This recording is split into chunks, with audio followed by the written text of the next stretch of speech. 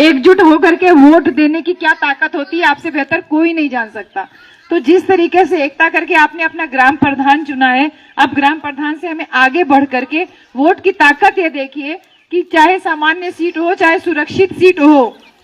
हर ऊंची बिरादरी का आदमी या कितना भी बुजुर्ग आदमी हो आगे दरवाजे कहता है काकी गोड़ धरत है वोट हमें के दिया।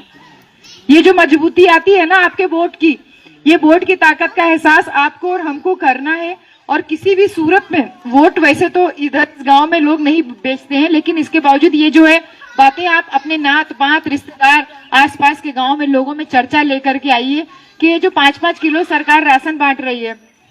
चना बांट रही, गेहूं बांट रही, दाल बांट रही है और तेल बांट रही है, और फिर जो ले रहे हैं आप तो बदले में आपको घुड़का भी जा रहा है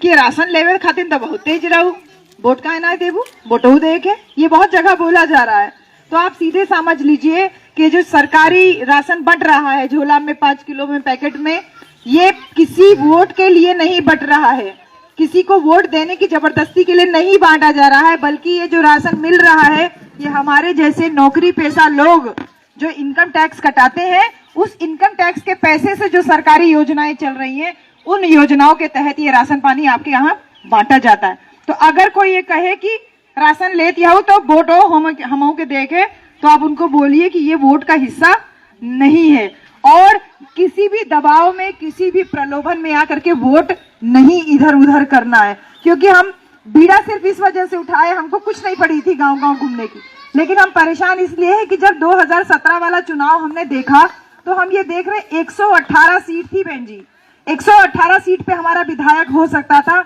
लेकिन हमारे बीच में कुछ चमचे दलाल पैदा कर दिए गए। हर गांव से 2, 3, 4 वोट डिस्टर्ब हो जा रहा है और ये कर करके 100, 200, 300, 400, 500 वोट डिस्टर्ब हो जा रहा है एक एक विधानसभा का। 118 सीटों पे हम सेकंड नंबर पे थे।